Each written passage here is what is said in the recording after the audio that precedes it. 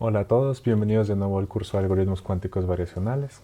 Esta es nuestra tercera sesión y hoy veremos los siguientes temas. Veremos primero, brevemente, lo que son redes neuronales artificiales. Va a ser un repaso bastante leve, es para la gente que no esté familiarizada con el tema y para mostrar las similitudes que hay entre las redes neuronales artificiales y los algoritmos cuánticos variacionales, que por fin vamos a empezar a ver en esta clase.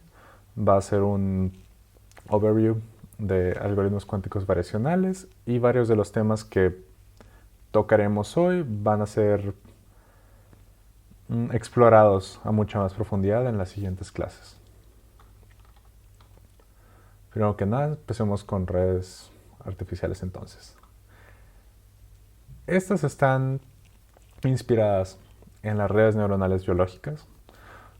Aquí a la izquierda vemos lo que es un dibujo de una neurona biológica. Tiene, como podemos ver, una estructura similar a la neurona artificial que tenemos a la derecha. En la neurona biológica, esta tiene dendritas, las cuales reciben impulsos eléctricos que vienen de otras neuronas y químicos también. Y da como resultado cierta señal que manda a través de los axones. No soy biólogo ni neurólogo, puede que haya alguna confusión ahí en lo que haya dicho, pero es la idea general. En cuanto a las neuronas artificiales, estas tienen entradas, las cuales son números que se multiplican por ciertos pesos. Y esto se suma junto con un bias, que también es un número. El resultado de esta suma se manda a una función de activación, la cual después genera un resultado. Ahora vamos a hablar un poco de estas funciones de activación. Estas son algunas de las funciones de activación más comunes. Tenemos la función sigmoidal, tangente inversa, ReLU, Leaky ReLU, entre otras. Podemos ver que a la izquierda, ¿qué quiere decir esto? Para valores de esta suma, que son bastante pequeños, la neurona no está activada, tiende a 0 o -1 en este caso, y al pasar cierto threshold, la neurona se activa. Podemos ver claramente que esto depende en buena medida de los pesos que tenemos en la neurona, y es aquí donde el aprendizaje de las redes neuronales artificiales sucede, en estos pesos y en este bias que vamos a ir modificando en orden de que nuestra red aprenda. Las neuronas artificiales se van a acomodar entonces en lo que son capas. Podemos ver aquí cada uno de estos círculos representa una neurona artificial que se conecta a otras neuronas artificiales, creando este tipo de redes, lo que nos permite tener comportamientos muy complejos en nuestras redes neuronales artificiales. Este es solo un ejemplo de una red artificial. Existen otros tipos de redes más complejos, redes convolucionales, redes neuronales recurrentes, las cuales van a tener capas intermedias cuya salida se le manda a algunas de las capas anteriores, redes modulares en las que la red va a tener ciertos subbloques, los cuales van a trabajar de manera independiente unos de otros. Estos diferentes tipos de redes tienen sus ventajas y desventajas y se usan para ciertos tipos de problemas. Por ejemplo, redes convolucionales son por lo general usadas para reconocimiento de imágenes, son muy buenas para eso. Y hasta donde yo recuerdo, la idea original de las redes convolucionales salió de un paper en el que analizaron cómo funcionaban los cerebros de los gatos, la parte del procesamiento de imágenes en el cerebro de los gatos. Y las redes recurrentes son generalmente usadas para analizar texto. Entonces, continuamos. ¿Cómo van a aprender estas redes? Bueno, requieren de datos, como un cerebro biológico necesita algo de donde aprender. Por lo general, estos datos se dividen en un set de entrenamiento, el cual se va a usar para entrenar nuestro modelo y consiste de muchos ejemplos, y un set de prueba con el que vamos a validar nuestro modelo. Un ejemplo muy sencillo, supongamos que queremos hacer un clasificador de perros y gatos y le damos como entrada una imagen de un perro en este caso. Dado algún tipo de codificación, le damos esta imagen a la red neuronal, va a empezar a mandar información de una capa a la otra y al final va a tomar una decisión en la que va a clasificar esta imagen como la imagen de un perro o de un gato. Dependiendo de la clasificación que dio y del valor de la clasificación, los valores de los pesos y de los bias en las neuronas va a cambiar. Esto sucede con ayuda de las funciones de costo. La función de costo evalúa qué tan lejano es el output que obtenemos en nuestra red neuronal a el output que deseamos nosotros. En este caso, nosotros deseamos que clasifique esta imagen como un perro. Dependiendo del trabajo, algunas funciones de costo van a ser mejores que otras. Basada en estas funciones de costo, como ya dijimos, los biases y los pesos van a ser actualizados. Esto se puede hacer de manera bastante sencilla, obteniendo las derivadas parciales de cada uno de los parámetros. Y esto lo podemos hacer usando la ley de la cadena. Este proceso de evaluar la función de costo y de actualizar los parámetros se hace de manera iterativa hasta que se llega a cierto threshold. Entonces, esto fue una introducción muy breve a las redes neuronales artificiales, muy superficial. Y esto nos va a llevar entonces a que ahora veamos los algoritmos cuánticos variacionales, por fin. Primero que nada, un poco de motivación. Debido a las limitaciones que tenemos en los dispositivos cuánticos modernos, la mayoría de los algoritmos cuánticos tradicionales, digamos como el algoritmo de Shor, el algoritmo de Grover, no pueden ser implementados excepto por casos muy pequeños. Entonces existía esta necesidad de encontrar algoritmos cuánticos que fueran útiles y que no necesitaran de circuitos muy largos. Además, esto se vio influenciado porque gente familiarizada con redes neuronales artificiales empezó a hacer cómputo cuántico, entonces ciertas ideas empezaron a mezclarse. Por ejemplo, para hacer tomografía de estados cuánticos se empezó a usar redes neuronales artificiales y funcionó muy bien, entre otros ejemplos.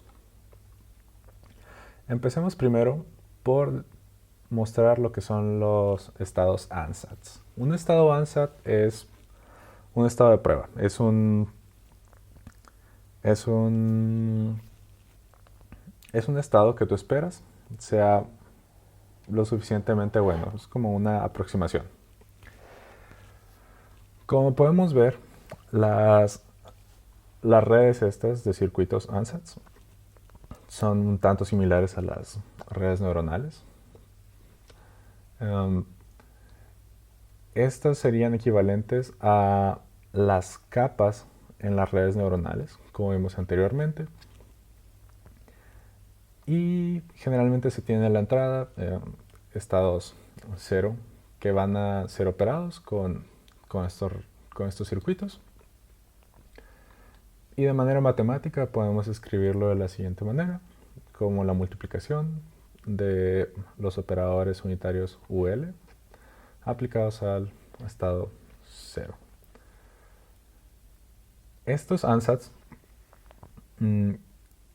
están diseñados de tal manera que son fijos, independientemente del algoritmo que queramos operar, independientemente de los datos que vayamos a usar para esta red. La estructura es fija y se hace de esta manera debido a que en las computadoras actuales, computadoras cuánticas actuales, la conectividad entre qubits es limitada. Entonces, ciertas conexiones van a ser mejores que otras y tener este tipo de estructuras es bastante ventajoso por esa razón. Como mencionaba anteriormente, esta estructura de capas, por ejemplo, en el lado izquierdo vemos dos capas de lo que se le conoce como el checkerboard ansatz. Cada una de las capas se compone de estos bloques. Y al lado derecho tenemos el análogo clásico, que sería una red artificial normal. Estos ansatz, dependiendo de su estructura y cuántas capas tengamos, van a tener cierta expresividad. Van a ser capaces de generar ciertos estados cuánticos, pero no necesariamente todos los estados posibles. El espacio de los estados que puede generar cierto ansatz se le conoce como el espacio de estados variacional, lo que podemos escribirlo como la unión de todos los estados parametrizados por los ángulos θ que vienen de un circuito ansatz. Para la mayoría de los circuitos ansatz, el espacio de estados variacionales es desconocido. No se sabe ni siquiera si es un espacio vectorial, no se sabe qué tan grande es, no se sabe qué tanto del espacio de Hilbert cubren. Hay muchísimas incógnitas con respecto a estos espacios variacionales.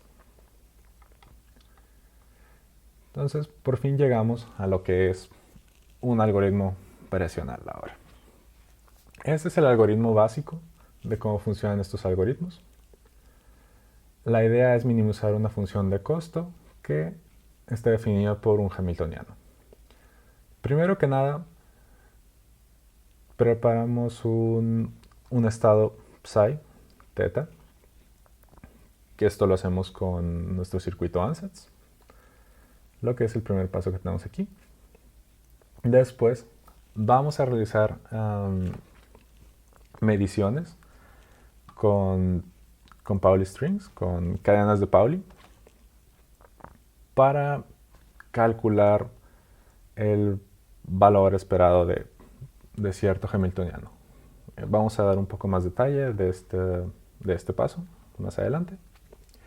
Se calcula una función de costo y esta función de costo se va a usar para actualizar los valores de los parámetros de nuestro ansatz. Esta parte en la que se computan en la que se realiza la optimización de estos parámetros, eso se hace en una computadora clásica. Por eso se dice que hay un que hay un feedback clásico cuántico en los algoritmos variacionales. La razón por la que esto es tan importante es que, ya que los circuitos son cortos debido a la naturaleza de los ansatz y que no requerimos que estén en un estado cuántico por mucho tiempo, ya que vamos a estar haciendo mediciones y obteniendo la optimización de los parámetros una y otra vez, eliminamos muchos de los problemas que se tienen en los algoritmos cuánticos más tradicionales. Vamos a ver un poco más adelante cuáles son algunas de estas, algunas otras ventajas que se tienen de tener este tipo de algoritmos. Como comentaba previamente, podemos expresar nuestra función de costo, en este caso un hamiltoniano, como una suma de cadenas de Pauli, como ya lo habíamos visto en la primera tarea, si no me equivoco, ya que esto forma una base completa para las matrices hermitianas de 2 a la n por 2 a la n. Entonces, de esta manera podemos nosotros simular cualquier hamiltoniano basado en sus mediciones. Como en las redes neuronales artificiales, nosotros también quisiéramos de manera ideal optimizar basado en derivadas parciales, usando los gradientes. Por suerte, para ciertos tipos de ansatz, estos gradientes pueden ser calculados de manera bastante sencilla en la computadora cuántica, por algo conocido como el Parameters Shift Rule. Esto funciona si los generadores GJ de los unitarios parametrizados, por ejemplo en este caso E a la I, GJ, θJ, si estos generadores tienen eigenvalores más menos lambda, entonces lo siguiente es verdad. La derivada parcial de nuestro valor esperado con respecto al parámetro θj va a ser igual a lo siguiente. Podemos ver que cada uno de los términos no es más que el valor esperado que tendríamos originalmente, con la modificación de que al ángulo θj en uno de los casos se le agrega un pi entre 4 por lambda y en el otro se le resta un pi entre 4 por lambda. Y de esta manera podemos obtener los gradientes de una manera sencilla. No es exactamente igual para otros ansatz más generales, pero existen generalizaciones un poco más complejas, pero igual es bastante útil saber que esto existe. Desgraciadamente existe este fenómeno llamado barren plateaus, que sufren muchos algoritmos cuánticos variacionales, en el que las derivadas parciales se desvanecen de manera exponencial en el número de qubits. Por lo tanto, se requiere una resolución exponencial, por lo tanto una cantidad exponencial de mediciones, para que podamos obtener gradientes que nos digan en qué dirección tenemos que movernos para mejorar así el rendimiento de nuestro algoritmo variacional. Por suerte existen varias estrategias que se han ideado para mitigar los efectos de estos barren plateaus. Por ejemplo, diferentes técnicas de inicialización. Algunas de las más comunes es dar una buena solución inicial. Originalmente, generalmente se seleccionaban los parámetros de los algoritmos variacionales cuánticos completamente random. Ahora nos hemos dado cuenta que tener una propuesta inicial educada es bastante beneficioso debido a estos barren plateaus. Por desgracia, en muchas ocasiones estas buenas aproximaciones no se conocen. Hay algunos pocos casos en los que tenemos soluciones casi exactas, pero pero son raros. En clases posteriores vamos a ver algunos de esos casos. Otra técnica usada es entrenar, esta técnica conocida como layer-wise training. Esta consiste en entrenar una capa a la vez. Entrenamos una capa de nuestro ansatz, después fijamos los parámetros y agregamos otra capa después. Después de que es entrenada, volvemos a fijar esos parámetros y así seguimos agregando más y más capas. Ciertas investigaciones dicen que esto ayuda, sin embargo, esto también trae como consecuencia algunos otros problemas. Se ha propuesto también el uso de funciones de costo locales. Esto quiere decir que en lugar de evaluar por el valor esperado de todo el estado cuántico, de todos los qubits, solo se obtenga el valor esperado de algunos qubits y esto puede ayudar a mitigar los Barren Plateaus.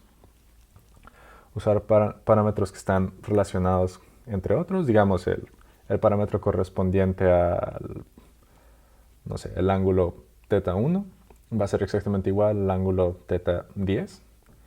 Entonces, al parecer, esto también puede ayudar con los Barren Plateaus y ansatz inspirados en el problema. Esto quiere decir, si nosotros sabemos que la solución a nuestro problema va a tener cierta forma, conocemos ciertas propiedades, podemos crear un ansatz que genere este tipo de soluciones. Por lo tanto, reducimos un tanto el espacio de búsqueda y esto nos puede ayudar a mitigar estos Barren Plateaus. En cuanto a las buenas noticias, los algoritmos variacionales son resistentes a ciertos tipos de ruido, que es algo muy importante. Principalmente lo que se le conoce como el ruido coherente. Esto es, si tenemos una compuerta unitaria parametrizada, U, y nosotros queremos aplicar un ángulo θ, pero por las limitaciones del hardware que tenemos actualmente, este aplica un extra a este ángulo o un poco menos. Dado a que tenemos este proceso de optimización iterativo, esto va a tener en cuenta este tipo de imprecisiones, por lo tanto va a compensar. Por lo tanto, por la manera en la que funciona, es resistente a este tipo de ruido. E incluso en ciertos casos, como el entrenamiento por capas, el layer-wise training, este tipo de ruido puede ser beneficioso. Eso también lo vamos a ver en alguna clase posterior, como usar ruido para mejorar ciertas aproximaciones de nuestro ansatz. El otro tipo de ruido al que puede ser resistente un algoritmo cuántico variacional, aunque esto es un poco más nebuloso, no se sabe hasta qué grado es resistente, es al ruido incoherente. Esto se refiere a errores aleatorios de las compuertas cuánticas, problemas de coherencia, problemas de errores. Existen ciertas indicaciones de que este es el caso, pero no hay una respuesta concreta. Sin embargo, se sabe que para ciertos algoritmos cuánticos, llamados compiladores cuánticos, estos tienen resistencia a algo que se llama Optimal Parameter Resilience. ¿Qué quiere decir esto? Que incluso en presencia de este tipo de ruido, los parámetros óptimos van a ser los mismos. Esto es, los parámetros óptimos obtenidos con ruido van a ser los mismos a los parámetros óptimos que se obtendrían si no se tuviera nada de ruido, lo que es bastante bueno. Vamos a ver un ejemplo ahora de cómo usar estos algoritmos cuánticos variacionales ya en la práctica, y esto es química cuántica. El algoritmo cuántico llamado el Variational Quantum Eigensolver se puede usar para aproximar el estado basal la energía del estado basal de una molécula. Primero, para hacer esto necesitamos darnos cuenta que podemos escribir un hamiltoniano fermiónico de manera generalizada, como se ve aquí, donde A y A dagger son los operadores de creación y aniquilación, T y J y JKL vendrían siendo la magnitud de las interacciones entre los electrones.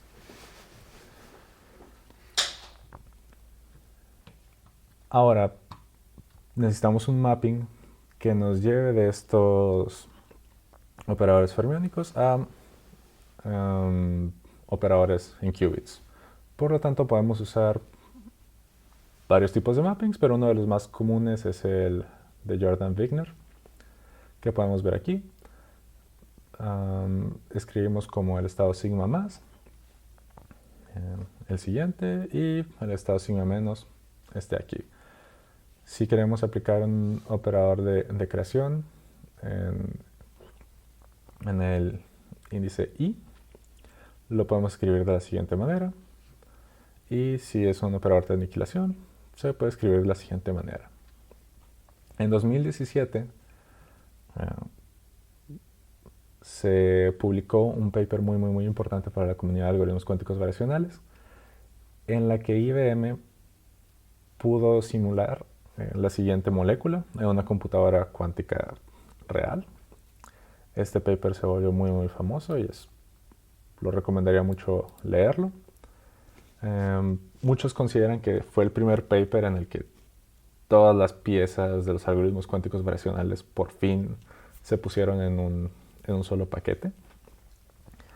Además de que presentó por primera vez lo que se le conoce como el Hardware Efficient Ansatz, lo que es esta idea de tener un ansatz que toma las ventajas del procesador específico en el que se está trabajando. Algunas otras aplicaciones de los algoritmos variacionales vendrían siendo compiladores, los que vamos a ver en la siguiente clase. Se han usado para optimización combinatorial, lo que es el famoso QAOA, el Quantum Approximate Optimization Algorithm, que también vamos a ver con más detalle en clases posteriores. Se han usado para corrección de errores y mitigación de errores también. Para hacer clasificadores.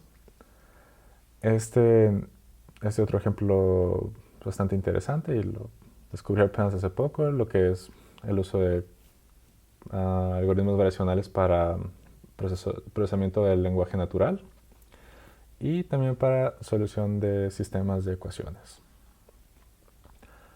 Un aspecto muy importante también de los algoritmos variacionales es que se ha probado que son un modelo universal de cómputo cuántico. Esto quiere decir que pueden simular de manera eficiente cualquier circuito cuántico.